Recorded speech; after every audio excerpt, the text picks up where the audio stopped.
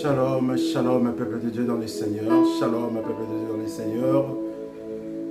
Que l'Éternel Dieu vous bénisse ce matin. Que l'Éternel Dieu vous comble de sa grâce ce matin pour cette grâce qu'il vient de nous accorder afin que nous soyons debout, en vie et puis en bonne santé ce matin ou à cette heure-ci, dépendamment là où nous sommes. L'Éternel Dieu veut nous parler ce matin. L'Éternel Dieu veut partager ensemble avec nous la pensée du Seigneur Yoshua Hamashiach. Il est merveilleux ce Dieu, il ne change pas. Il s'appelle le lion de la tribu de Juda. Il s'appelle la manne cachée. Il s'appelle Jésus-Christ de Nazareth. Il ne change pas. Il s'appelle le roi des rois. C'est lui notre Seigneur et Sauveur. C'est lui Alpha Oméga. C'est lui le narcisse de Sarah. C'est lui l'étoile brillante du matin. Il est notre Seigneur et Sauveur. Et nous venons devant sa présence, devant son trône de gloire pour dire un grand merci à ce Dieu, lui qui est merveilleux. Et je bénis les noms puissants de Yoshua Mashiach ce matin. Je dis que l'Éternel Dieu soit élevé, que l'Éternel Dieu soit loué, car il est merveilleux. Nul n'est comparable à ce Dieu, nul n'est comparable à lui. Il est notre Seigneur et Sauveur. Il ne change pas. Il est tout pour moi et toi ce matin. Il est notre Seigneur et Sauveur. Il est le roi des rois. Il ne change pas. Il est tout pour moi et toi ce matin. Lui qui nous a donné la grâce, lui qui nous a sauvés ce matin, lui qui ne change pas. Il est Alpha, Oméga, bien-aimé dans les Seigneurs. Je viens ce matin pour partager avec le peuple de Dieu. Je viens pour partager ce matin avec le peuple de Dieu, car il est le roi des rois. Il ne change pas. Merci, bien-aimé dans les Seigneurs, toi qui es en ligne à cet instant, toi qui viens de te connecter à cet instant. Je bénis les noms puissants de Jésus-Christ de Nazareth. Que l'Éternel Dieu vous comble de sa grâce, que l'Éternel Dieu vous bénisse. Et n'oublions pas, pour ces rendez-vous, nous avons besoin que nous soyons tous connectés à cette heure-ci. Pendant que tu es connecté, j'aimerais que tu partages ce lien. J'aimerais que tu partages cette prédication avec tes proches, avec ta famille. C'est vraiment important. Partageons cette prédication d'aujourd'hui. Partageons ces liens d'aujourd'hui au nom puissant de Jésus-Christ de Nazareth. Bien-aimé dans le Seigneur, toi, ma soeur, mon frère qui est connecté à cet instant, j'aimerais que tu partages cette prédication, ces liens au nom puissant de Jésus-Christ de Nazareth. Et sans plus tarder, moi je suis en train de partager avant de commencer mon message de ce matin, avant de commencer ma prédication de ce matin ou de cet instant, je viens partager avec mes proches, avec mes frères et sœurs. Nous partageons déjà. Toi aussi qui es en ligne, bien-aimé dans le Seigneur, n'hésite pas de partager. C'est mieux toujours de partager afin que les autres aussi bénéficient de cette grâce que l'Éternel Dieu a préparée pour nous ce matin au nom puissant de Jésus-Christ de Nazareth. Mais bien-aimé dans le Seigneur, aujourd'hui nous sommes le 31 juillet.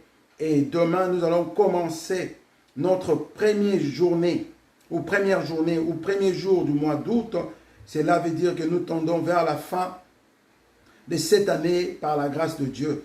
Et si l'Éternel Dieu te garde depuis le mois de janvier jusqu'à présent, bien-aimé dans le Seigneur, c'est parce que ce Dieu nous aime tant, bien-aimé dans le Seigneur. Et quelle est notre récompense auprès de ce Dieu? Bien-aimé dans le Seigneur, pendant le moment de difficulté, pendant le moment de stress, pendant le moment de maladie, l'Éternel Dieu t'a protégé depuis le mois de janvier jusqu'à aujourd'hui, le 31 juillet. Et demain, par la grâce de Dieu, nous débuterons le premier jour du mois d'août. Et l'Éternel continue toujours à te protéger, bien-aimé dans le Seigneur, parce que c'est Dieu merveilleux. C'est pour cela que je viens te dire, bien-aimé, toi qui me suis à cet instant, je viens te dire, bien-aimé, que l'Éternel Dieu est vraiment merveilleux. Toi qui es en ligne, bien-aimé dans le Seigneur, partageons ces moments, partageons ces liens, partageons, bien-aimé dans le Seigneur, cette prédication, car l'Éternel Dieu a quelque chose de merveilleux pour moi et toi, pour nous annoncer, bien-aimé dans le Seigneur. C'est pour cela que je te demande de ne pas hésiter de partager ces liens, de partager cette prédication. L'Éternel Dieu veut nous parler de quelque chose de vraiment merveilleux. Bien-aimé dans le Seigneur, sans plus tarder, nous allons avancer dans notre prédication ce matin par la grâce de notre Seigneur et Sauveur Jésus-Christ de Nazareth.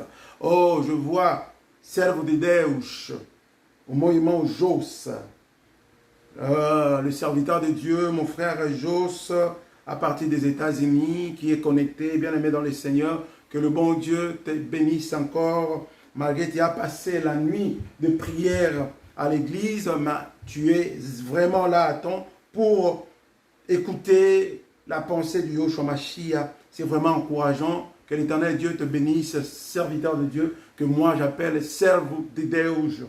Que l'Éternel Dieu te bénisse encore. Et je vois la présence des autres personnes que je n'ai pas vraiment la visibilité. Vous qui êtes déjà connectés, bien-aimés dans le Seigneur, j'aimerais que nous puissions tous partager ces moments merveilleux, car l'Éternel Dieu est merveilleux pour nous. L'Éternel Dieu veut nous parler quelque chose de vraiment merveilleux. Et ce matin, moi, je t'invite de partager, bien-aimé dans le Seigneur. David a dit, je suis dans la joie quand on me dit d'aller dans la maison du Seigneur, bien-aimé dans le Seigneur. Et moi, je dirais à cet instant, je suis dans la joie quand on me dit d'écouter la parole divine de Dieu. Bien-aimé dans le Seigneur, laisse-moi te dire, la parole faite chère, c'est ça qu'on appelle Yoshua Hamashiach. La parole que je vais vous parler aujourd'hui, c'est lui-même Jésus-Christ de Nazareth, car il est la parole faite chère. Et moi, je suis toujours rempli de joie quand nous parlons de la part de Jésus-Christ de Nazareth. Nous ne parlons pas de la part d'une personne de ce monde, bien-aimé dans le Seigneur. Nous parlons de la part de notre Seigneur et Sauveur, Yoshua Hamashiach. C'est pour cela, c'est vraiment important pour moi et toi, quand nous parlons de la part de Jésus-Christ, que nous ayons vraiment la joie, bien-aimé dans le Seigneur. Il ne faut pas murmurer quand on parle de Dieu, bien-aimé dans le Seigneur. Quand on parle de Jésus-Christ, il faut toujours avoir la joie, parce que la parole faite chère, bien-aimé dans le Seigneur, c'est celui qu'on appelle Jésus-Christ de Nazareth. Toi qui es en ligne, bien-aimé dans le Seigneur, n'hésite pas, bien-aimé dans le Seigneur, commence à partager. J'aimerais que nous puissions partager. Partageons ces liens afin que tout le monde, nos proches, nos frères et sœurs aussi, bénéficient de cette grâce de ce matin au nom puissant de Yoshua Hamashiach. Bien-aimé dans le Seigneur, que l'Éternel Dieu vous bénisse et que l'Éternel Dieu vous comble de sa grâce. Je vais demander vraiment que nous soyons en ligne jusqu'à la dernière minute afin que nous puissions bénéficier de cette grâce. Mieux vaut la fin d'une chose que son commencement, bien-aimé dans le Seigneur. Aujourd'hui, nous allons parler d'un thème merveilleux, bien-aimé dans le Seigneur. Ce thème est vraiment merveilleux. L'Éternel Dieu veut nous parler d'un thème qui est merveilleux. Et j'aimerais que nous puissions laisser ce temps entre les mains de l'Éternel. Que l'Éternel Dieu prend la possession maintenant au nom puissant de Jésus-Christ. Prions au nom puissant de Yoshua Hamashiach. Tendre Père d'entre Dieu, nous venons devant ton trône de gloire ce matin, à cet instant, dépendamment de là où nous sommes, éternel Dieu de gloire, pour élever ton Seigneur, pour te dire encore un grand merci, pour te dire, Seigneur, tu es merveilleux. Tendre Père, nous voici devant ton trône de gloire. Nous voici à ta présence, éternel Dieu de gloire. Toi qui es notre Seigneur et Sauveur. Toi qui ne changes pas, tendre Père. Merci de nous avoir protégés toute la nuit, Père éternel, pendant que nous étions endormis, bien éternel Dieu de gloire. Toi qui nous as protégés. Et le matin, Père éternel, tu nous as donné encore la grâce d'avoir le souffle de vie ainsi que la bonne santé. Et sommes nous reconnaissons, Père éternel, Dieu Tout-Puissant. Il y a certaines personnes aussi, quand ils se sont réveillés le matin, ils sont sortis, éternel Dieu de gloire. Et tu as retourné avec eux, Père éternel. Sommes nous reconnaissants. Papa, nous venons te dédier ces moments merveilleux entre tes saintes mains. Nous voulons écouter ta parole. Ainsi dit l'Éternel, éternel Dieu de gloire. C'est pour cela que nous sommes devant toi. Éternel Dieu Tout-Puissant, laisse que ton Esprit Saint vienne prendre la place à cet instant. Laisse que toi seul, éternel Dieu de gloire, de régner à cet instant, car tu es notre Seigneur et Sauveur. Fais que toute parole qui sortira de nos bouches, de ma bouche ce matin, comme la personne que tu as désignée pour parler à ton peuple, que cela soit ainsi dit l'Éternel. Je ne suis rien sans toi, je ne peux rien faire sans toi. Tendre Père, je viens me présenter devant toi avec mes imperfections, avec mes faiblesses, avec mes iniquités, avec mes péchés. Toi qui as versé ton sang à Golgotha, laisse que le sang versé à Golgotha purifie ma vie à cet instant, me lave, Père éternel, car je ne suis pas digne. Père éternel, aussi à mes frères et sœurs qui sont en ligne, Père éternel, purifie leur vie, pardonne-leur aussi, Père éternel, et prépare leur cœur pour qu'ils puissent recevoir cette parole comme la présente venant de toi, Père éternel, Dieu Tout-Puissant. Nous te disons un grand merci. Laisse que cette parole puisse avoir l'impact, ainsi que, Père éternel, Dieu de gloire, l'influence dans nos vies, aujourd'hui et pour l'éternité, au nom puissant de Jésus-Christ. Donne-nous l'esprit de discernement, éternel, Dieu de gloire. Parle-nous davantage, Père éternel, à cet homme d'aujourd'hui, Père éternel. Nous voulons bénéficier d'une grande bénédiction venant de toi. Oh, nom puissant de Jésus, nous te prions ainsi, éternel Dieu de gloire. Cher Saint-Esprit, nous te dédions ces moments entre tes saintes mains. Père éternel, prends la possession du début jusqu'à la fin. Oh, Alpha, Oméga, c'est toi, Père éternel. Nous avons besoin de toi, au nom puissant de Jésus-Christ. Et nous te disons, gloire à toi, Yoshua Amashia. Amen. Bien-aimés dans les Seigneurs, je bénis le nom puissant de Jésus-Christ ce matin, car il est vraiment merveilleux. Je vois la présence de Mérance Elia depuis Ontario. Ma soeur, que le bon Dieu d'Israël te bénisse pour cette grâce. Et je bénis aussi le nom de Papa Philémon depuis Goma. En tout cas, je suis de cœur avec vous, les habitants de Goma, malgré que je ne connais pas Goma, mais que l'Éternel Dieu vous visite, tous les habitants de Goma. Et je vois aussi la présence de ma soeur Gracia, depuis Goma aussi, que l'Éternel Dieu vous comble de sa grâce. Sans plus tarder, bien-aimés dans les Seigneurs, partageons, mes frères et sœurs, partageons cette prédication au nom puissant de Jésus-Christ. Aujourd'hui, notre thème est intitulé, le thème d'aujourd'hui est intitulé « Ne laissez pas la peur de l'échec vous retenir. Ne laissez pas la peur de l'échec vous arrêter. Ne laissez pas la peur de l'échec vous envahir. » Bien-aimés dans les Seigneurs, aujourd'hui nous allons parler de ces beaux thèmes que l'Éternel Dieu a donnés pour que nous puissions partager ensemble. Je vais parler de ce thème, je pense qu'aujourd'hui je parlerai de la première partie par la grâce de Dieu. Et le samedi prochain, nous allons finir parce qu'il y a beaucoup de choses vraiment à parler à ce thème, bien aimé dans le Seigneur. Pourquoi nous parlons aujourd'hui de l'échec? Nous allons définir l'échec. L'échec, c'est le fait de ne pas réussir, de ne pas obtenir quelque chose, bien aimé dans le Seigneur. L'échec, c'est le fait de ne pas réussir ou de ne pas obtenir quelque chose. Mais bien aimé, nous allons voir que pendant que nous parlons de l'échec, bien aimé dans le Seigneur, il y a peu de gens qui acceptent les échecs dans leur vie. Or, laissez-moi vous dire, bien aimé dans le Seigneur, l'échec aussi fait partie de nos vies, bien aimé dans le Seigneur. Nous ne pouvons pas avoir la réussite sans pour autant qu'il y ait les échecs. Les échecs fait partie de la vie d'une personne sur cette terre. Nous sommes dans un monde qui a beaucoup de réalités. Nous sommes dans un monde qui a beaucoup de réalités, bien aimé dans le Seigneur. Le monde que nous sommes est constitué d'échecs et de réussite. Ce n'est pas parce que nous sommes des enfants de Dieu que nous ne pouvons pas passer par les échecs. Bien aimé dans le Seigneur, à des fois l'Éternel Dieu lui-même autorise ou permet cela que nous puissions passer par les échecs pour être enseignés, bien aimé dans le Seigneur. Les échecs arrivent aussi à nous enseigner. Les échecs arrivent aussi à nous fortifier. Les échecs arrivent aussi à nous apprendre beaucoup de choses, bien aimé dans le Seigneur. Les échecs, ce n'est pas juste pour les gens qui ne sont pas en Christ. Non, les échecs, c'est pour aussi nous, les enfants de Dieu.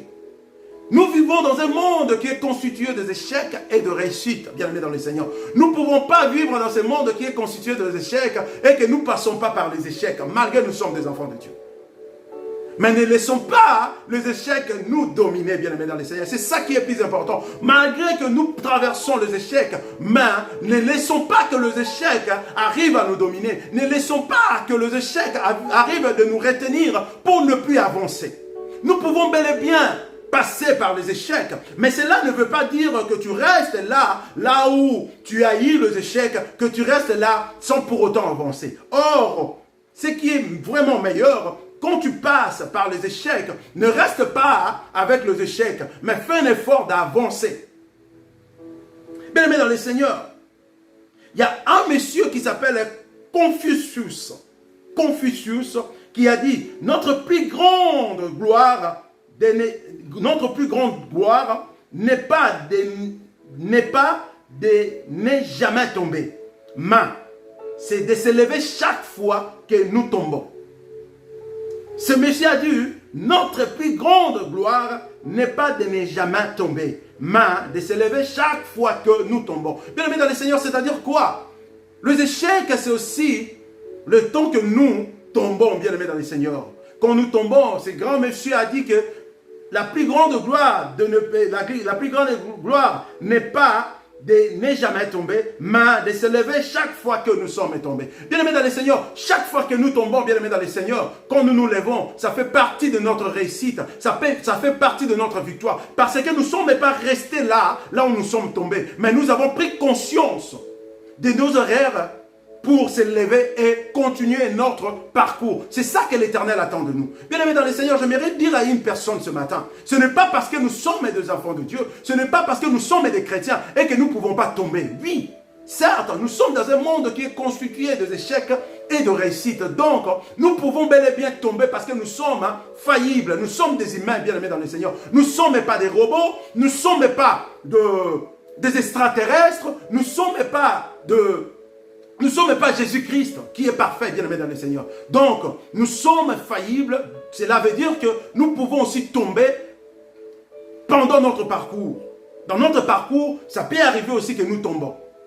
Ça peut arriver aussi que nous démontrons nos faiblesses comme êtres humains. Mais cela ne veut pas dire que pendant que tu tombes, et que tu restes là où tu es tombé. C'est pour cela que ce Messie Confucius, il a dit que la gloire, notre plus grande gloire, n'est pas de ne jamais tomber, mais de se lever chaque fois que nous tombons. C'est-à-dire quoi? Chaque fois que tu tombes, bien-aimé dans le Seigneur, prends courage de te lever et de continuer ton parcours. L'Éternel Dieu est compréhensif et juste. Il sait bien que nous sommes humains, constitués du sang et de l'eau dans nos corps, dont nous sommes faibles. Nous pouvons aussi tomber. Mais l'Éternel Dieu ne veut pas que quand nous tombions, que nous restions là où nous sommes tombés, et de rester là pour toujours, de ne pas continuer notre parcours. Mais l'Éternel Dieu, au contraire, veut qu'une fois que nous sommes tombés, que nous puissions se lever et continuer notre parcours. J'aimerais avancer dans ce message d'aujourd'hui. Ne vous laissez pas paralyser par la peur d'échouer une nouvelle fois, bien-aimé dans le Seigneur. Quand on parle d'échouer, c'est-à-dire quoi, bien-aimé dans le Seigneur? À deux fois, tu tombes dans la fornication, bien-aimé dans le Seigneur. À deux fois, tu tombes dans la prostitution, bien-aimé dans le Seigneur. Mais l'Éternel Dieu ne veut pas que tu restes paralysé à ça. Donc, c'est-à-dire quoi? Tu tombes dans la prostitution, tu tombes dans la fornication, tu tombes dans un péché. L'Éternel Dieu ne veut pas que tu restes demeuré là.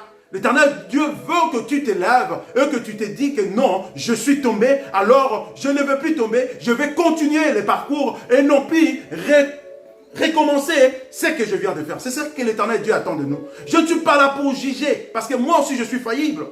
Moi aussi je commets des erreurs, bien-aimés dans les Seigneurs. Ici dans ce monde, personne n'est parfait. Même les apôtres aussi, ils ont eu le temps de commettre des erreurs. Et nous aussi aujourd'hui, nous sommes des disciples de Christ. Nous avons toujours le temps de commettre des erreurs. Personne ne peut commettre les erreurs. Personne ne peut dire que moi je ne commets jamais des erreurs. Personne ne peut dire que moi je ne peux jamais tomber. Non, bien-aimés dans le Seigneur. Nous tombons de plusieurs manières. Même si tu ne tombes pas dans la fornication, mais dans tes pensées, si tu commences à imaginer une femme, dans tes pensées, tu tombes aussi à la fornication. Ce n'est pas parce que tu n'as pas eu contact corporel avec cette femme ou cet homme que tu n'as pas tombé. Non, même dans tes pensées, bien-aimé dans le Seigneur. Aussi longtemps que toi, un homme, tu es en train de penser à une femme, ou une femme est en train de penser à un homme avec des arrière-pensées, bien-aimé, nous tombons aussi comme une personne qui se sont fait un contact corporel, bien-aimé dans le Seigneur. Tout est péché. Alors l'Éternel Dieu veut que pendant que nous tombons, que nous ne puissions pas rester là et que nous puissions se relever et de continuer les chemins ensemble avec lui. Ne vous laissez pas paralyser par la peur d'échouer une nouvelle fois. En réalité, si vous avez appris quelque chose à travers vos décontenus, c'est que vous n'avez pas échoué. Dieu nous enseigne de plusieurs façons, à travers sa parole, les conseils de nos mentors, les erreurs des autres, mais aussi à travers nos propres expériences. Seul enseignant a donné la pratique avant la leçon théorique, bien aimé dans le Seigneur. Il y a des erreurs que Dieu vous a laissé commettre afin que vous appreniez et aussi afin que vous enseigniez la sagesse à vos proches et aux générations futures. C'est John Maxwell qui a dit cela. John Maxwell a dit que si les les échecs, ou si l'échec plutôt, vous a appris quelque chose, alors vous n'êtes pas entièrement perdant. Au lieu de vous laisser immobiliser par la peur d'échouer de nouveau, faites plutôt de vos échecs un tremplin vers vos succès futurs. Et en ne produisant pas le même faute, tomber ou essuyer un échec n'est pas une tragédie. La plus grande tragédie, c'est de rester cloué au sol après les échecs. Voilà pourquoi Jésus a dit, souviens-toi donc d'où tu es tombé, répands-toi et pratique tes premières œuvres. Bien-aimés dans le Seigneur, ici nous voyons qu'est-ce que John Maxwell a dit dans cette parole. Il a dit, si et que vous tombiez, et après avoir tombé, et que vous avez appris quelque chose, vous avez appris quelque chose, après avoir tombé, tu dis que non, je suis tombé parce que j'ai commis des erreurs, et tu as appris quelque chose, et que ce que tu as appris, les erreurs que tu avais commis dans le passé, tu as dit non, pour le présent, futur, je ne veux plus commettre ces mêmes erreurs. Et cela ne veut pas dire que tu es perdant, mais les échecs t'ont appris quelque chose. Et par cette expérience, bien aimé dans le Seigneur, tu peux aussi enseigner tes proches et la génération future. Tu vas dire, écoute, dans mon époque, regarde ce qui est arrivé. Ma mère avait connu ceci, mon père avait connu ceci, nous aussi nous avons connu ceci. Alors pour vous, il faut faire attention. Quand vous allez arriver à cette époque, il faut faire attention, il ne faut pas faire ceci, il ne faut pas faire cela. Pourquoi aujourd'hui nous parlons de ce que Paul a dit? Parce que Paul aussi, ils ont passé dans des échecs dans leur vie. Et par ces échecs qu'ils ont passés, ils ont eu la connaissance et ils ont écrit cela pour que nous puissions avoir la connaissance, pour que nous puissions être prévenus. Les apôtres aussi, bien-aimés dans le Seigneur, ils ont passé dans des échecs, bien-aimés. Et ces échecs qu'ils ont passés, c'est là afin qu'ils aient la connaissance. Et aujourd'hui, nous parlons de ces apôtres parce qu'eux aussi, ils ont passé dans des échecs. Et ces échecs-là nous a fait aujourd'hui que nous puissions aussi avoir une connaissance, bien-aimés dans le Seigneur. Ce n'est pas mauvais de passer dans des échecs, car les échecs font partie de la réussite de la vie. Les échecs font partie de ta vie, bien-aimé dans le Seigneur. Mais ne demeure pas dans les échecs. Si tu commets le péché, ne demeure pas dans le péché.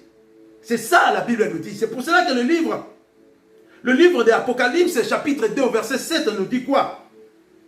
Jésus-Christ a dit, souviens-toi donc d'où tu es tombé, répands-toi et pratique tes premières œuvres. C'est-à-dire quoi? Là, tu es tombé, bien-aimé, quand tu te tiens debout. L'Éternel Dieu nous demande de penser, là où nous sommes tombés. Et de ne plus reprendre le même acte qui nous a poussé à cette faiblesse de tomber. C'est ça que Jésus-Christ veut. Quand tu commets le péché, quand tu fais la fornication, que tu prends la décision de ne plus faire la fornication, l'Éternel Dieu nous demande à chaque fois que tu vas marcher après avoir tombé, de te souvenir là tu avais tombé, pour que tu n'arrives plus à tomber. Bien-aimé dans le Seigneur, je vais avancer. La défaite n'est pas le pire des échecs. La défaite n'est pas le pire des échecs. N'est pas avoir essayé et le véritable échec. Bien-aimé dans le Seigneur, je viens te dire une chose, que la défaite n'est pas le pire des échecs. Mais le problème est de ne pas avoir essayé et le véritable échec. À des fois, nous n'essayons pas. Pourquoi nous n'essayons pas? Parce que nous avons la peur de l'échec. Nous avons la peur de l'échec. Nous ne voulons pas avancer dans notre vie.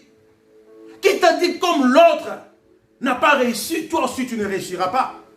Qui t'a dit comme tes parents n'ont pas réussi, toi aussi tu ne réussiras pas? Qui t'a dit comme ton frère ou ta soeur de la famille n'a pas réussi, toi aussi tu ne réussiras pas? Pourquoi avoir la peur de l'échec? Bien-aimé dans le Seigneur, le monde, la vie est faite des échecs et de réussites. Il faut toujours essayer, bien-aimé dans le Seigneur. Vous savez, j'ai écouté un monsieur, pendant que j'étais en train de méditer la parole, une vidéo, il a dit, vous savez pourquoi les gens qui n'ont pas beaucoup de background, ils réussissent dans leur vie? Parce qu'ils ne réfléchissent pas beaucoup. Ces gens-là, ils ne réfléchissent pas beaucoup. C'est pour ça que vous voyez, la plupart des gens dans notre classe sociale, la plupart de gens plutôt, qui n'ont pas vraiment un niveau élevé, Mais quand ils se jettent dans des commerces, ils réussissent toujours. Pourquoi? Parce que ces gens-là, ils n'ont pas beaucoup le temps de penser. Quand il apprend que non, là ça marche, c'est quoi? Ce sont des biscuits qui marchent. Il ne veut pas savoir si ces biscuits-là, c'est quelle marque de biscuits. Il dit, bon, comme ça marche, moi je m'en vais. Mais nous, quand tu commences à trop réfléchir, bien aimé dans le Seigneur, c'est ça qui fait que tu vas avoir la peur. Je ne te demande pas de ne pas réfléchir, mais il faut toujours essayer. Même en réfléchissant, il faut toujours essayer. Il faut toujours essayer. Alors, quand nous disons que non, à cause de la peur, je ne peux pas essayer, c'est là fait que nous sommes retenus de la peur de l'échec, bien aimé. Et aujourd'hui, nous voyons beaucoup des hommes de Dieu, beaucoup des enfants de Dieu, nous n'avançons pas parce que nous sommes retenus par la peur de l'échec. Beaucoup des hommes et de Dieu, quand nous tombons, bien aimés dans le Seigneur, nous ne voulons plus se relever parce qu'on s'est dit, j'ai honte. Les gens vont savoir que j'ai tombé. Les gens vont savoir que j'ai péché. Les gens vont savoir que j'ai forniqué. Non, ce n'est pas ça. L'Éternel Dieu nous donne cette grâce de se relever et de continuer ensemble avec lui. C'est quoi les problèmes qui se posent aujourd'hui, bien aimés dans le Seigneur? Le problème qui se pose aujourd'hui, c'est quoi? Quand nous tombons, surtout quand nous tombons dans les péchés, nous ne voulons pas reconnaître que nous sommes faibles. C'est ça le problème. Parce que nous avons déjà donné l'image que nous sommes plus forts ou fortes. Et quand nous tombons, c'est là maintenant, créer une barrière pour reconnaître que nous sommes faillibles, bien aimés dans le Seigneur. La peur. Et le diable profite derrière cette peur de l'échec. Qu'est-ce que le diable sème à nous? Le diable sème à nous, surtout nous les enfants de Dieu. Qu'est-ce que le diable sème? Le diable sème, derrière cette peur, le diable sème quoi? L'orgueil. Vous savez, beaucoup d'entre nous, nous avons l'orgueil, même si nous sommes dans l'erreur, nous n'arrivons pas à reconnaître nos erreurs. Nous n'arrivons pas à reconnaître nos erreurs, bien aimés dans le Seigneur. Même si nous tombons, nous ne voulons pas reconnaître que non, ici, j'ai commis vraiment, je suis faillible. Nous ne voulons pas reconnaître. C'est ça qui fait que nous créons nous-mêmes de barrières avec la peur que les gens soient au courant de notre réalité et que nous pouvons plus se relever et continuer le chemin. C'est pour cela que nous demeurons toujours dans le péché. C'est pour cela que nous demeurons toujours dans l'échec.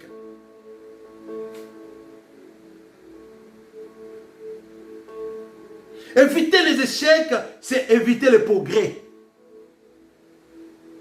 Si tu n'essayes jamais, tu ne sauras jamais. Ne confondez pas vos échecs avec...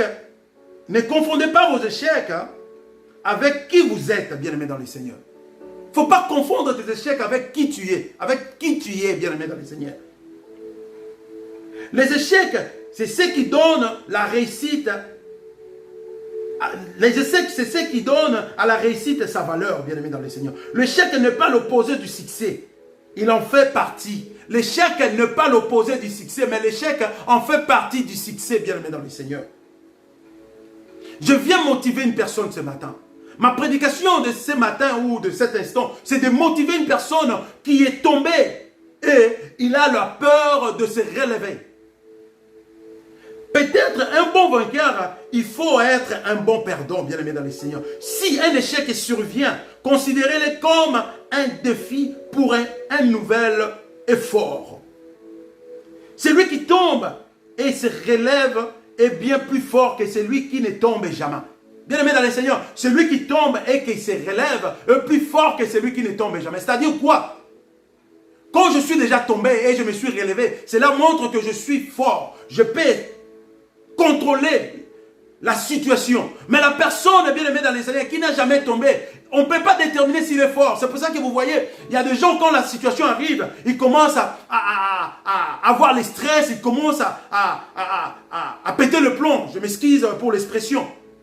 Mais une personne qui a déjà été dans la situation et il a essayé, et il a arrivé de contrôler cette situation, il n'a plus la peur que la personne qui n'a jamais tombé dans cette situation.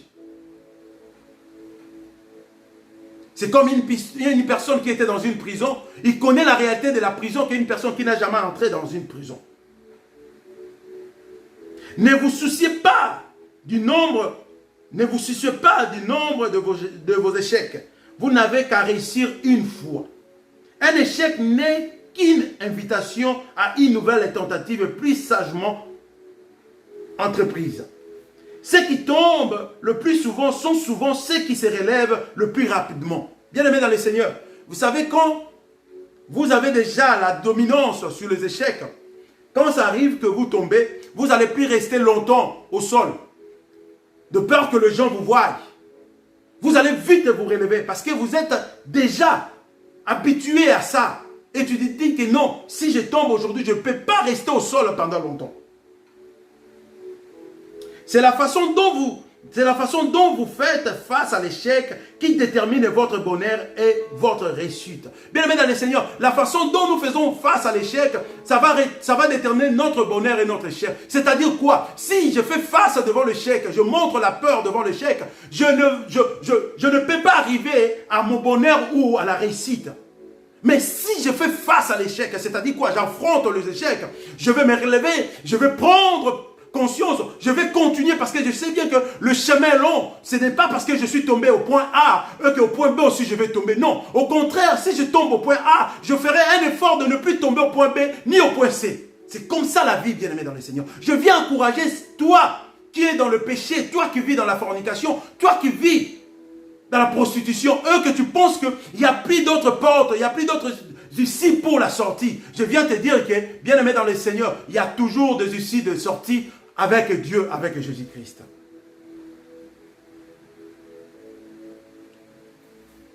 Un mot d'encouragement, bien aimé dans le Seigneur. Lors d'un échec, vaut plus qu'une heure d'éloge après un succès.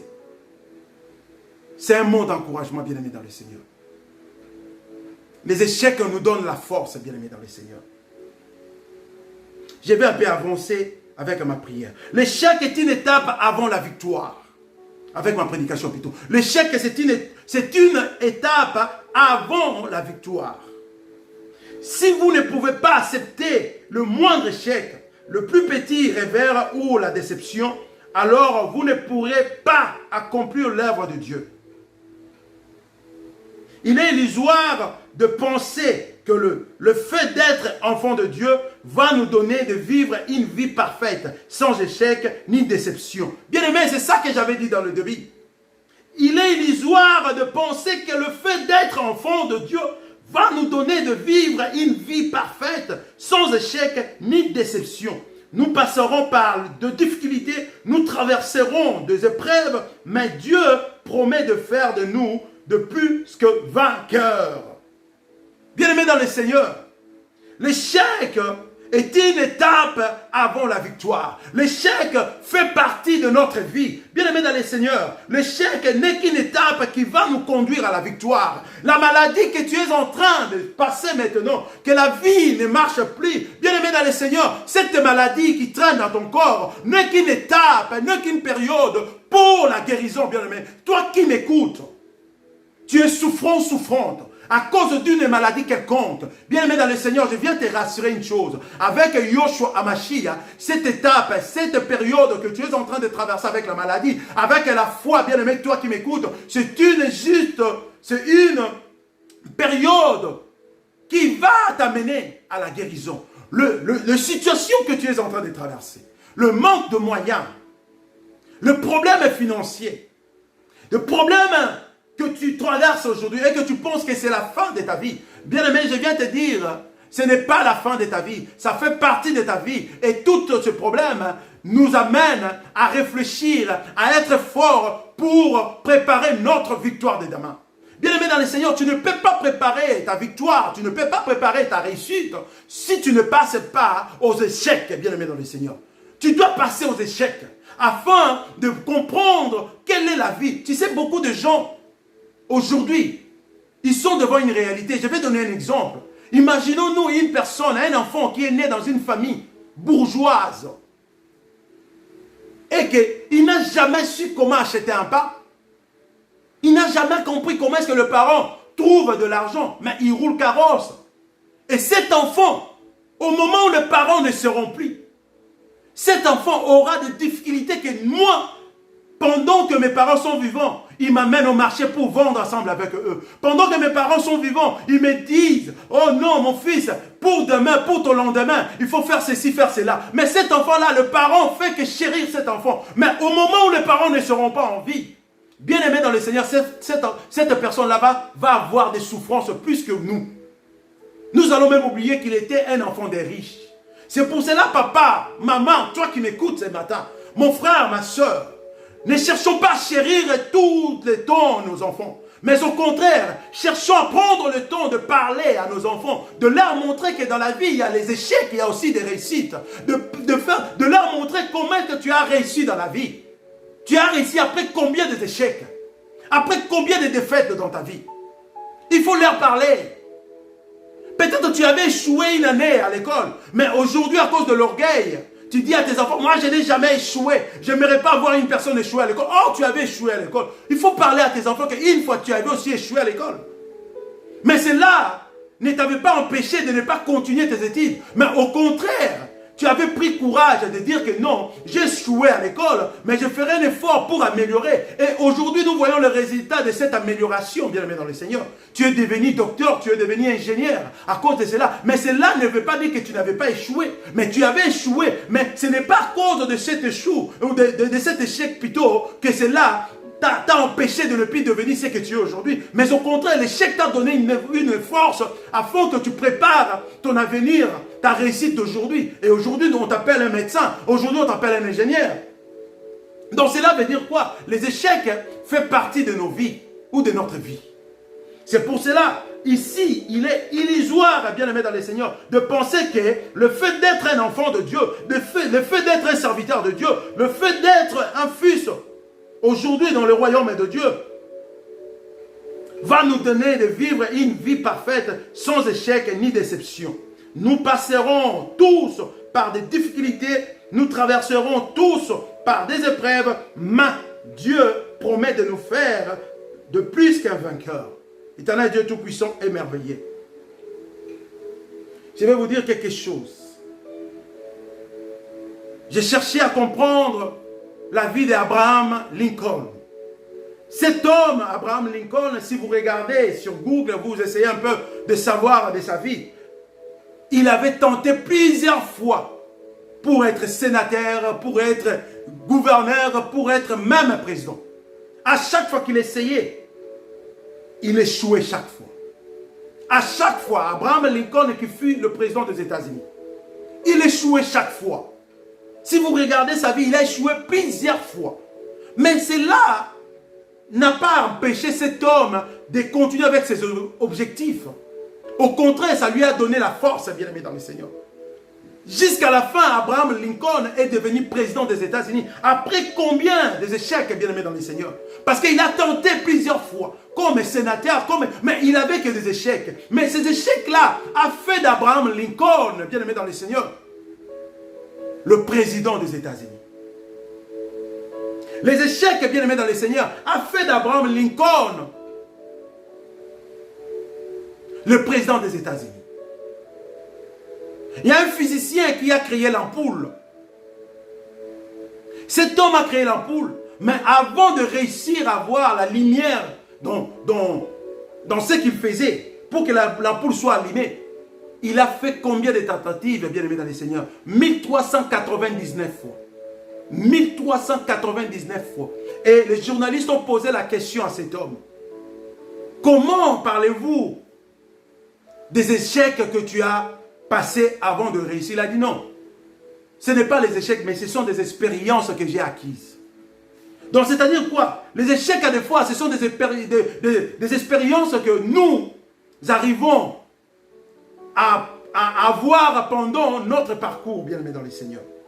Nous ne devons pas regarder l'échec comme une fatalité, mais un événement transitoire qui nous mène à des niveaux supérieurs dans notre vie. De toutes nos expériences négatives, nous pouvons attirer de richesses.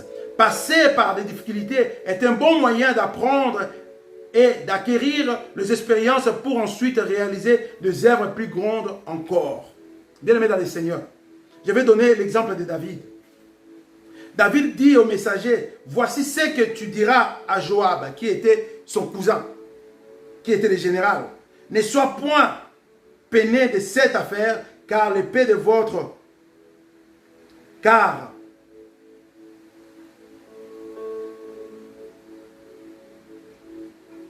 car le paix dévore tantôt l'un, tantôt l'autre. Donc, c'est-à-dire quoi, bien aimé dans le Seigneur? À des fois, la vie, il ne faut pas toujours s'attendre à une réussite, bien aimé dans le Seigneur. Car les échecs et la réussite marchent sur un même chemin, ensemble, bien aimé dans le Seigneur. Donc, tu peux aussi, tu t'attendais à une réussite, mais tu peux aussi passer ou traverser par les échecs, bien aimé dans le Seigneur. Mais cela ne veut pas te dire d'empêcher ou de rester là sur place, mais au contraire, de continuer avec la foi en Christ, de se dire que non, je vais arriver à la réussite au nom puissant de Yoshua HaMashiach. À d'autres termes, les épreuves de la vie s'abattent aussi bien sur le chrétien que sur le non-chrétien. Être un enfant de Dieu ne signifie pas avoir une assurance contre les difficultés. Alléluia. Bien aimé dans le Seigneur, à deux fois nous pensons que pourquoi il y a des gens qui disent mais pourquoi Seigneur cela arrive qu'à moi qui parle de toi, moi qui prêche ta parole, moi qui prie Dieu et ces insensés là ils sont tentés d'avancer. Bien aimé, qui t'a dit que le Dieu ne peut pas tendre la main aux insensés? Il est le créateur de tout le monde, bien aimé dans le Seigneur. Ce n'est pas parce que toi tu es chrétien que le Dieu va tourner le dos aux non-chrétiens, bien aimé dans le Seigneur. Si c'est le cas, bien aimé dans le Seigneur, on n'allait pas parler de Paul. Parce que Paul, avant d'être Paul, il était Saul. Et il était le persécuteur des enfants de Dieu. Mais si Dieu avait tourné le dos à Paul pour toujours, on n'allait pas parler de Paul. On n'allait pas lire des épîtres des Romains. On n'allait pas lire le livre de Corinthe ou des Corinthiens.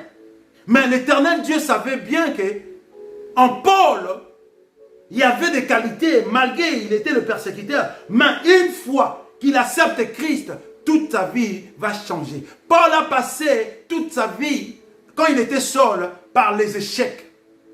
Parce que Paul a réussi que quand il a accepté Christ dans sa vie. Paul a réussi que quand il a accepté Christ dans sa vie. Et c'est pour cela qu'il a écrit.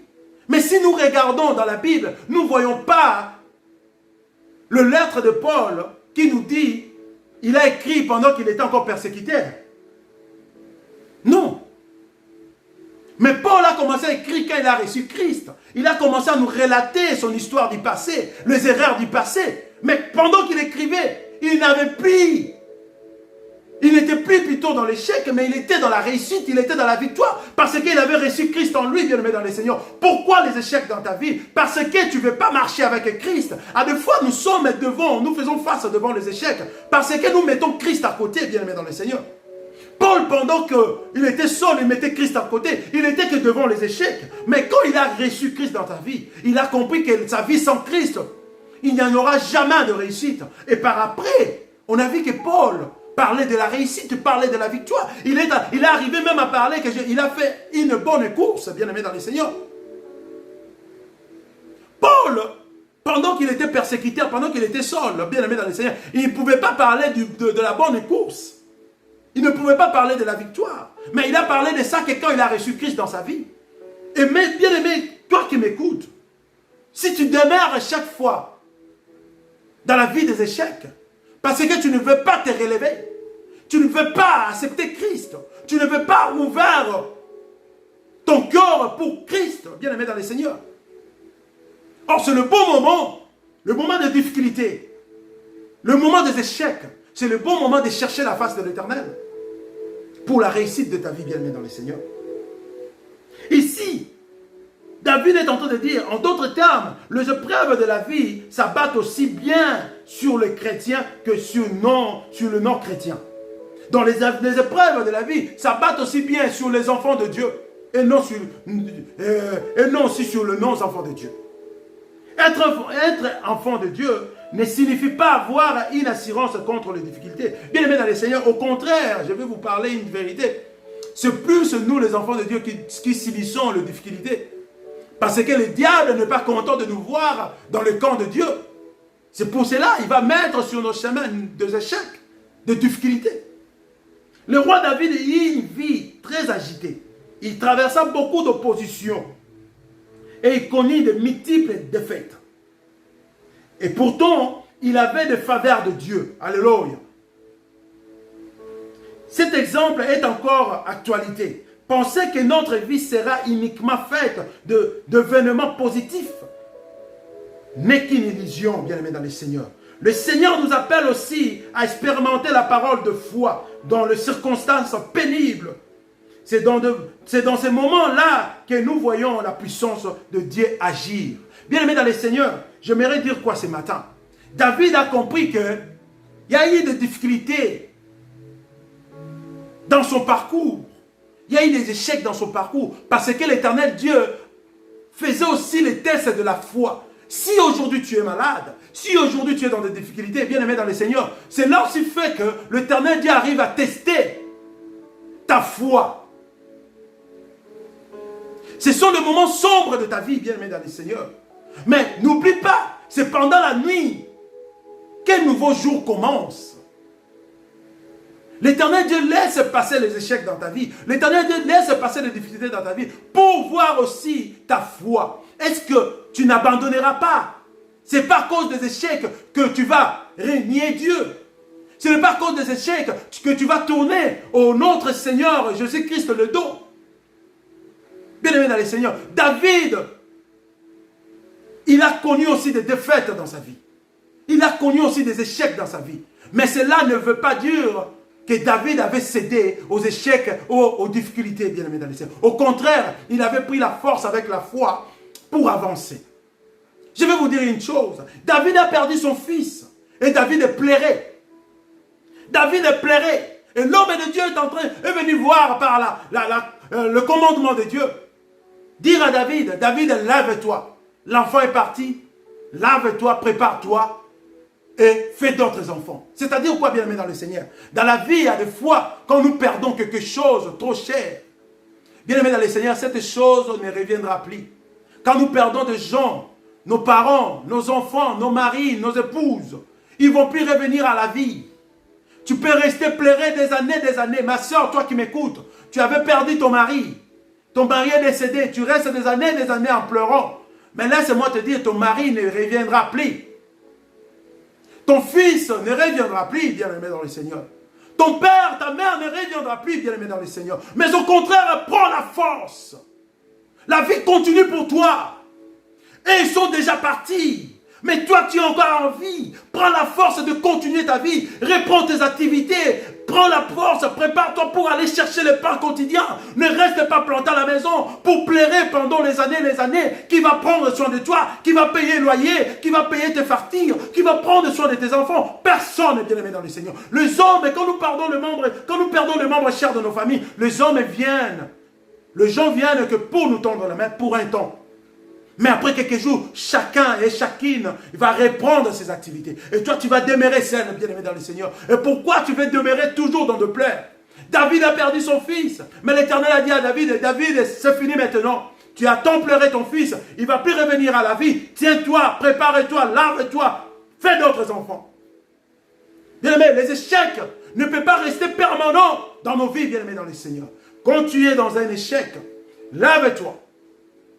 Lave-toi, prépare-toi, prends la force et continue la vie. Car il y a une réussite devant toi. Il y a une réussite devant toi. Il n'y a pas de victoire sans épreuve, bien-aimés dans le Seigneur. Les obstacles ne doivent pas nous décourager, mais au contraire, ils doivent faire grandir notre confiance et notre foi en Dieu, car il nous donne toujours la victoire. Bien-aimés dans le Seigneur, il n'y a pas de victoire sans épreuve. Les obstacles ne doivent pas nous décourager. Les échecs ne doivent pas nous décourager. Mais au contraire, ils doivent faire grandir notre confiance et notre foi en Dieu, car il nous donne toujours la victoire.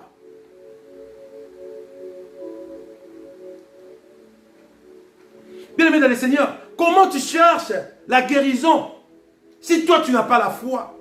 Tu es malade, mais tu ne crois même pas que tu seras guéri. Et comment est-ce que tu veux la guérison, bien-aimé dans le Seigneur? Nous pouvons bel et bien prier pour toi. Mais si tu n'as pas la foi, bien-aimé dans le Seigneur, nos prières, ça sera comme un bar poteau. Rien ne va avancer, bien-aimé dans le Seigneur. Tu veux avoir la guérison pendant que tu es malade, il faut avoir la foi. Si tu es malade et que tu cherches à avoir la guérison, sans la foi, tu ne pourras pas avoir la guérison, bien-aimé dans le Seigneur. C'est pour cela que Christ, à chaque fois, il priait pour le malade. Il disait quoi? Ta foi t'a guéri. C'est ça que Dieu attend de nous. C'est ça que Christ attend de nous. Nous devons avoir la foi pour penser à la guérison pendant que nous sommes la malade. Nous devons avoir la foi, la conviction pendant les échecs pour avoir la réussite. On ne peut pas avoir la réussite si en nous-mêmes nous avons des doutes, si en nous-mêmes nous avons la peur de l'échec. Comment est-ce que tu veux réussir si tu as la peur des échecs? Si tu as des doutes toi-même et que tu vas réussir dans la vie? Bien-aimé dans le Seigneur, c'est vraiment important. C'est vraiment important.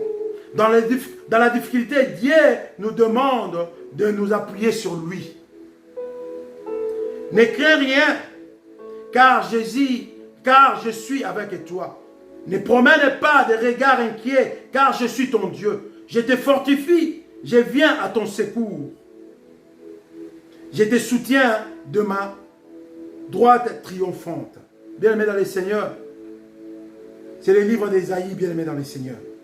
L'Éternel, 43:10, l'Éternel Dieu dit de ne rien craindre. L'Ésaïe, le livre d'Ésaïe 43:10 nous dit, ne crains rien car je suis avec toi. Ne promène pas de regards inquiets car je suis ton Dieu. Je te fortifie, je viens à ton secours. Je te soutiens de ma droite, de ma droite triomphante. C'est l'Éternel Dieu qui nous rassure cela, bien-aimé dans le Seigneur.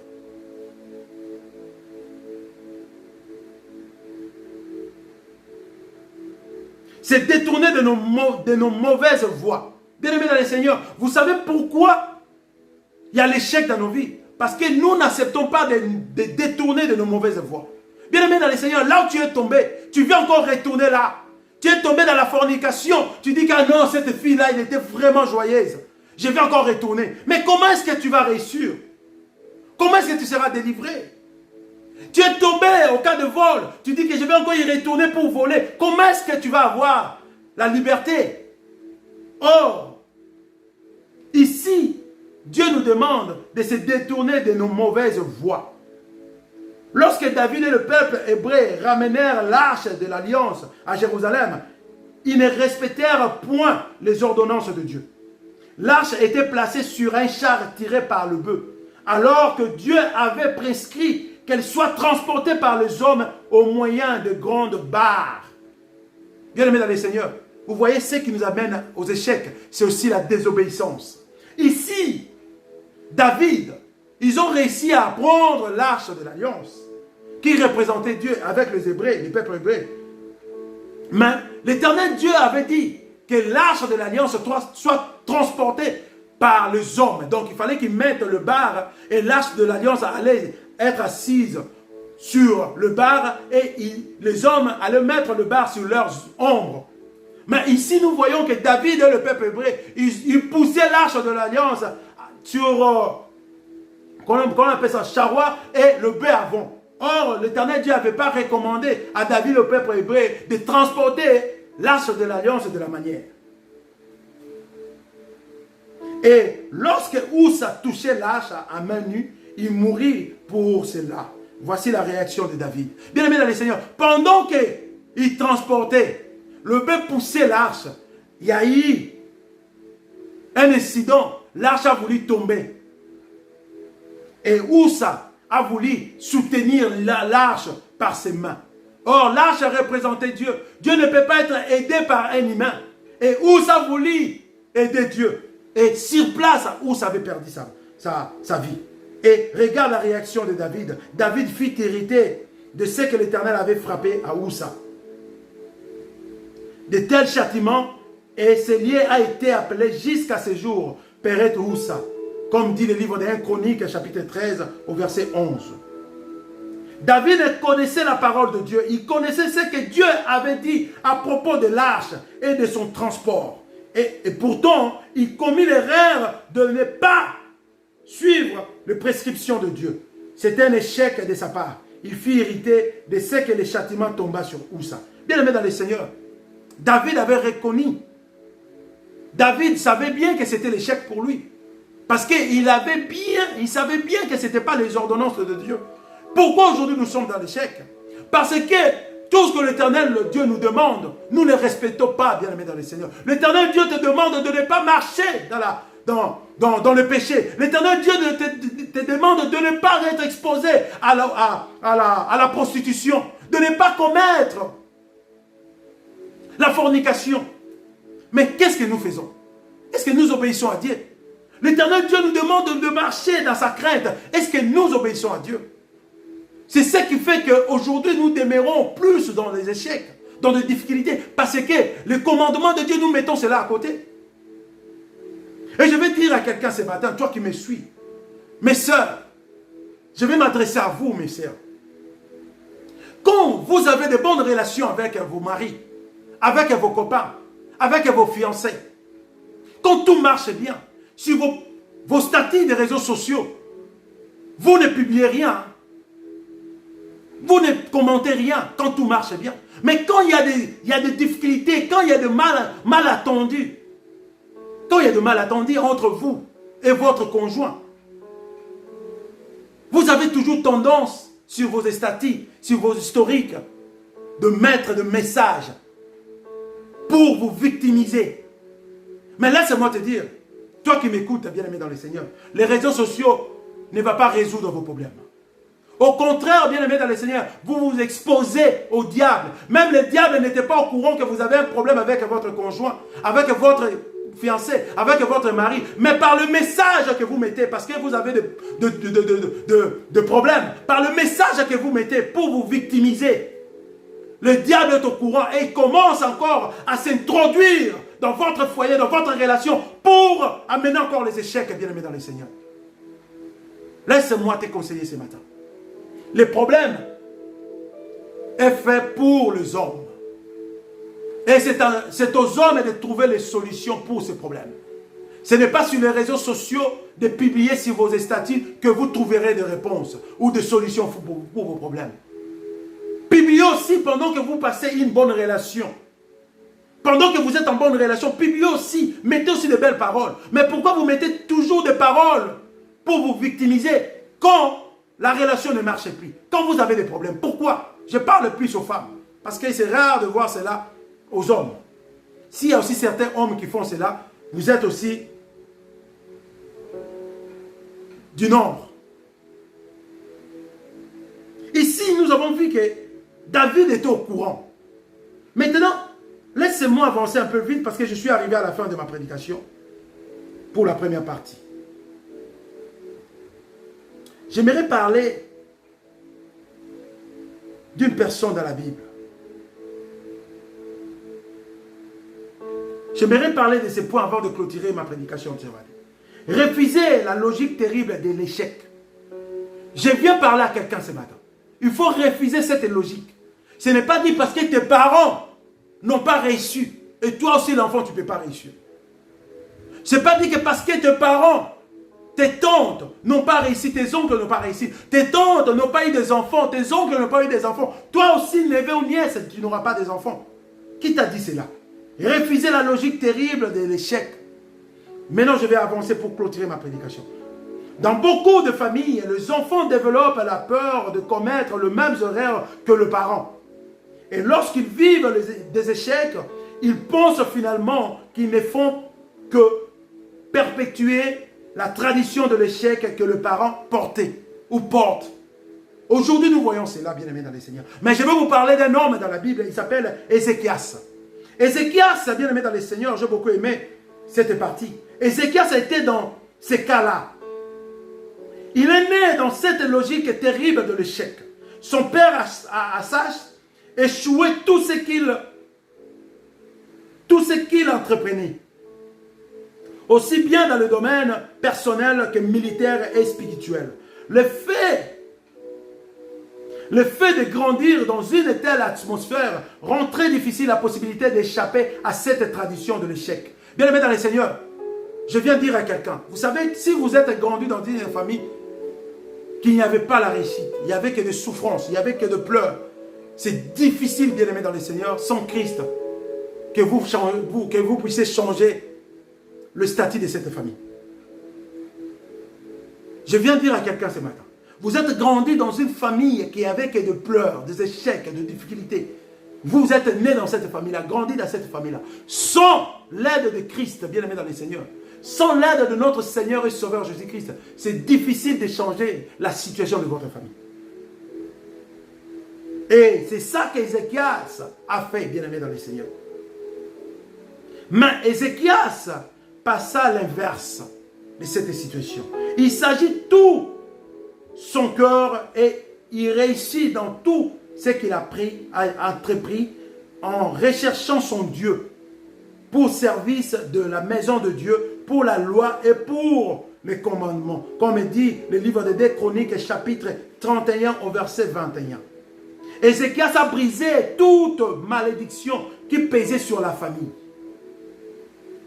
Il avait compris qu'il devait résister et de ne pas rentrer dans cette logique de l'échec. Bien-aimé dans le Seigneur, Ézéchias a changé les données de sa famille. Ézéchias était né dans une famille de souffrance, de tragédie, d'échecs. Et il n'avait pas la réussite parce que ses parents n'ont pas réussi.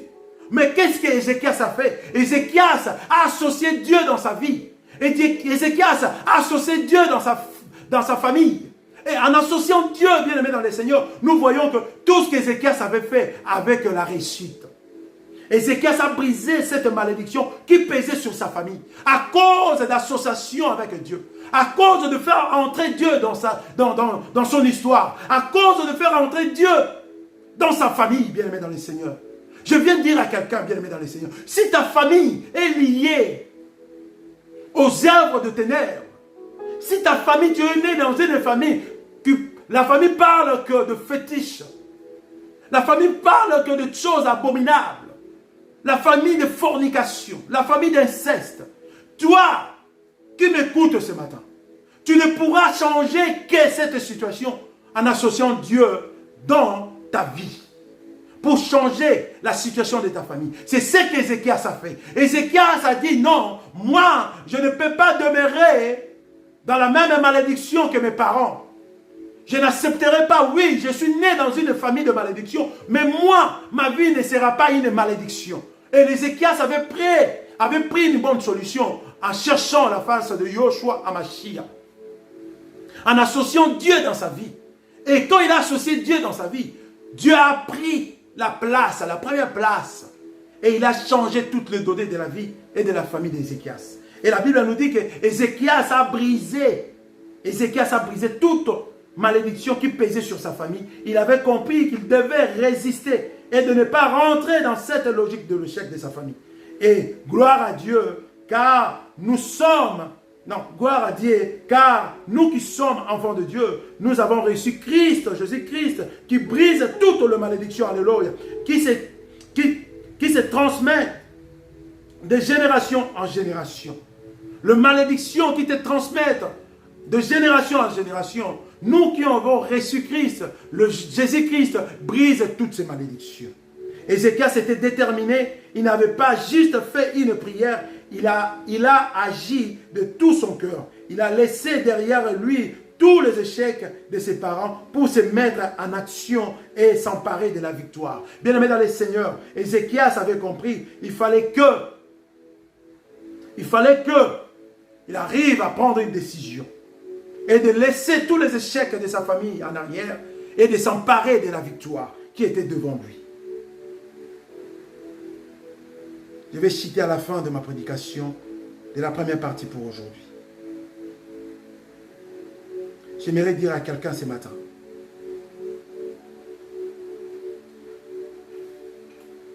pour cela, bien-aimés, nous devons nous abandonner entre les mains de Dieu et recommander lui ton sort, bien-aimé. N'essaie pas toujours de faire les choses par toi-même, selon tes propres pensées, mais au contraire, laisse diriger ta vie entre les mains de Jésus-Christ. Bien-aimé dans le Seigneur, ne fais pas les choses par toi-même. Parce que par toi-même, bien-aimé, c'est difficile de trouver la réussite. C'est difficile d'avoir la victoire. Mais si tu laisses Jésus-Christ te guider, Jésus-Christ prendre tes problèmes, tes difficultés, tu auras la victoire.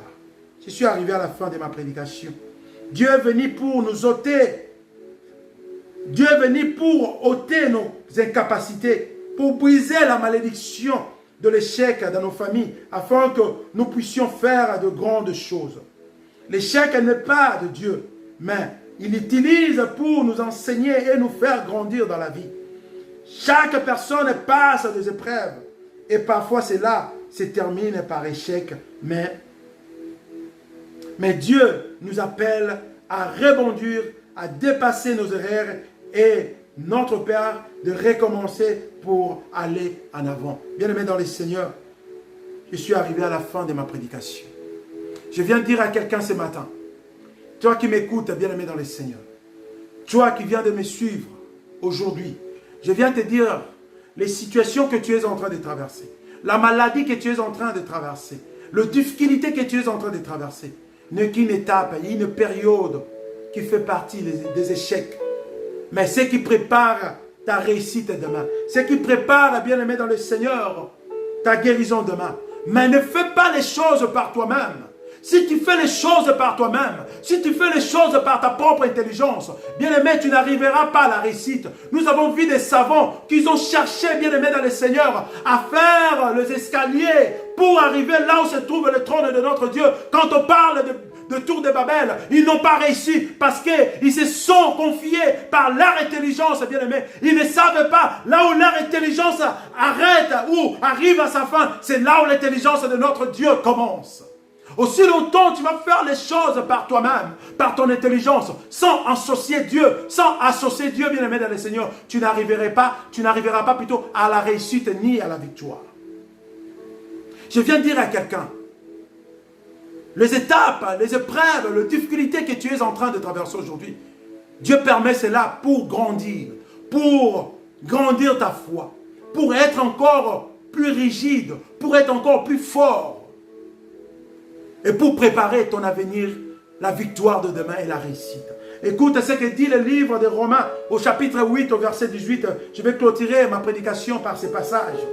Romains chapitre 8, au verset 18. La Bible nous dit, j'estime que les souffrances du temps présent ne sauraient être comparées à la gloire à venir qui sera révélée par nous. Bien-aimés dans le Seigneur, j'estime que les souffrances du temps présent ne sauraient être comparées à la gloire à venir qui sera révélée par nous. Bien-aimés dans le Seigneur, pour nous plutôt.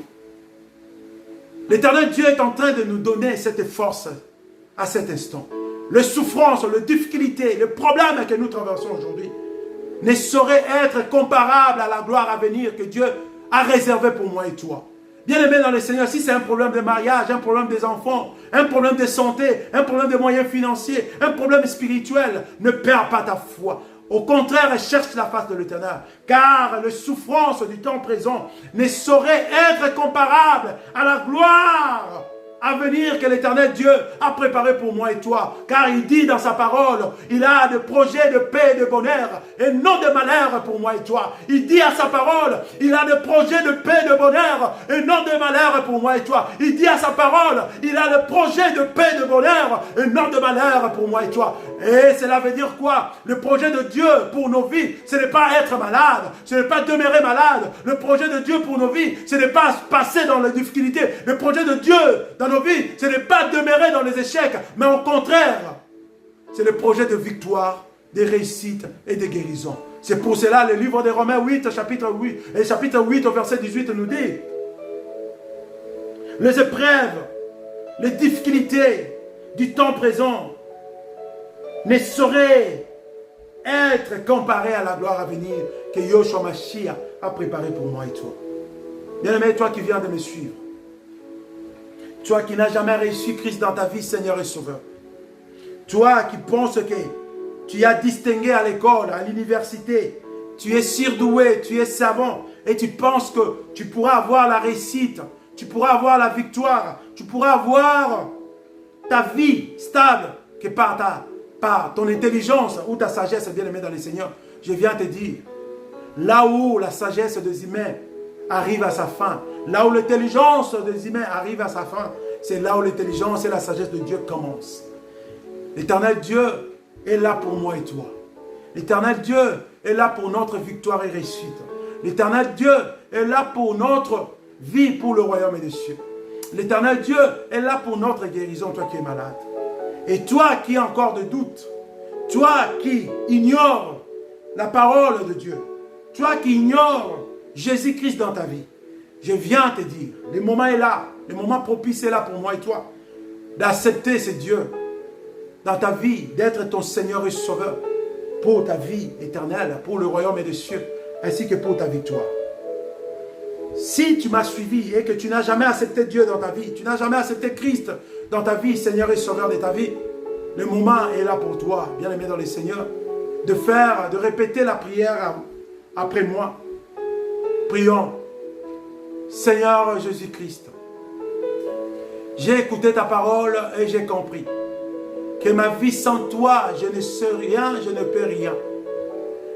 Et avant, je me suis confié par l'intelligence et la sagesse de ma personne. Et je n'avais pas connaissance que là où se limite mon intelligence ainsi que ma sagesse, c'est là où que ça commence la sienne. Et aujourd'hui, je viens de comprendre cela. Et je sais que ma vie sans toi n'a pas la réussite, n'a pas la victoire. Car je demeure toujours aux échecs de ma vie à cause de l'orgueil, à cause de la têtiesse, à cause de toutes ces choses que moi je pensais que c'était meilleur pour moi. Et maintenant je t'ouvre mon cœur. Je t'accepte dans ma vie, Seigneur et Sauveur. Viens prendre la commande de ma vie. Aujourd'hui, que je sois guidé par toi seul, Jésus-Christ de Nazareth, et que moi je sois ton disciple. Au nom puissant de Jésus-Christ, que Dieu te bénisse, mon frère, ma soeur, toi qui m'as suivi. Toi qui as accepté Christ dans ta vie, Seigneur et Sauveur. Et je te demande de chercher une église qui est dans la Bible, qui est dans la doctrine de notre Seigneur et Sauveur Jésus-Christ. D'aller voir le responsable et d'être baptisé par immersion, de mourir et de ressusciter ensemble avec Yoshua Mashiach. Et la puissance du Saint-Esprit sera sur toi. Je vais clôturer ma prédication par cette prière. Éternel Dieu Tout-Puissant, merci pour ce moment merveilleux que tu nous as accordé. Dieu de gloire, nous venons d'écouter ta parole divine. Tu nous as parlé de ne pas laisser la peur de l'échec nous retenir. Éternel Dieu de gloire, laisse que, éternel Dieu de gloire, à partir d'aujourd'hui, dorénavant, que la peur de l'échec ne soit pas l'obstacle pour notre avenir demain, pour notre réussite demain.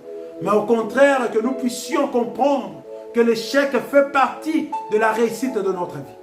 Et que l'échec aussi peut nous apprendre des choses. Que l'échec aussi peut nous enseigner, peut nous fortifier pour préparer notre réussite de demain.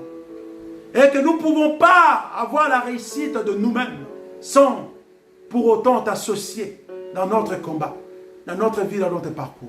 Et si avant, j'étais en train de marcher moi-même, Seigneur, sans t'associer dans mon parcours, dans ma vie, mais en écoutant cette parole, je pris une décision, à partir d'aujourd'hui, de t'associer dans ma vie, dans mon parcours, pour faire route ensemble avec moi, et tu sois à la première place, pour la réussite, pour la guérison, pour la délivrance de ma vie et pour la victoire. Au nom puissant de Jésus-Christ. Éternel Dieu Tout-Puissant, touche le cœur de ton peuple, de pratiquer tout ce que nous venons de dire ici.